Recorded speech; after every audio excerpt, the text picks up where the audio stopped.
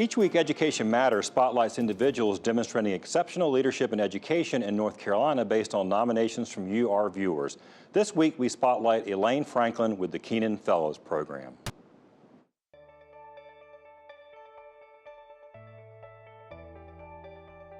Keenan Fellows Program is for practicing teachers. It's a teacher professional development program. We're trying to recruit teachers into the program who aspire to have a greater impact. We know that they're having a tremendous impact in their own classrooms, and they are already considering, how can I help other teachers, and how can I have a greater voice in my profession.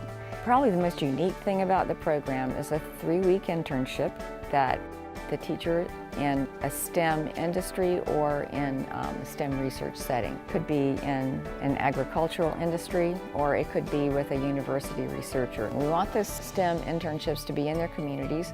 We want them to understand what kinds of STEM jobs are in their communities, because that's how they can make it more relevant to the students. It's often not the technologies or the research that's happening behind those doors, but it's understanding how people work in those settings and how that might be different than how their classrooms are set up. We have lots of teachers who come back and say, I'm reorganizing my classroom based on what I saw in my internship, and I'm teaching differently.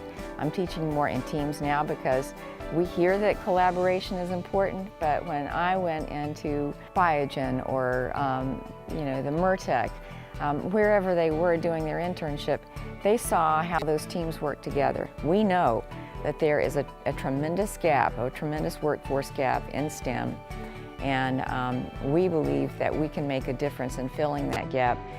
But that has to happen by kids understanding how science, technology, engineering, and mathematics, what that means in the workplace, and how they can get there and why they would want to get there. It's given them the confidence to be able to reach out and do some things that they might have hesitated to do before. The word empowerment comes up a lot, that they feel empowered to make a difference. A lot of them have become interested in advocacy and advocating for policies that are good for their students and good for education.